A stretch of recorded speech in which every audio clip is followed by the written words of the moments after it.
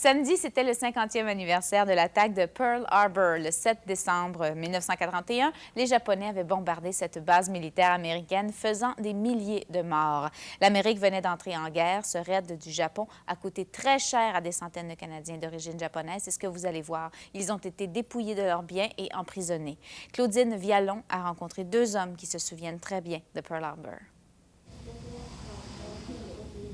Tad Wakabayashi a 74 ans. Il se souvient du dimanche 7 décembre 1941, comme si c'était hier. We were heading for the restaurant to have lunch when the news vendors were walking around yelling, extra, extra, war declared.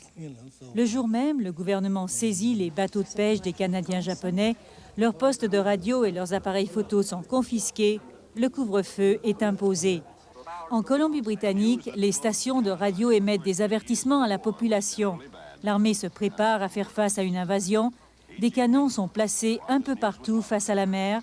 Des sous-marins sont prêts à l'attaque au large de l'île de Vancouver. Entre février et octobre 1942, 22 000 Japonais sont arrachés à leurs familles, dépouillés de leurs droits et de leurs biens et envoyés dans des camps. Le colonel Francis Garrett a participé aux préparations de 1941. Il affirme qu'il y avait des espions chez les Canadiens japonais, surtout parmi les pêcheurs, et il fallait prendre des précautions. On n'avait pas le choix, dit-il. All of the fishermen on the coast were able to obtain information that would have been helpful to an enemy. And so we didn't know who could be trusted and who could not. 50 ans plus tard, Tad se souvient qu'on lui a interdit de s'engager dans l'armée canadienne. Army says no. We are the enemy alien, not the Canadian. And you were a Canadian? We were born in Canada. On était blâmés, rejetés. C'était terrible.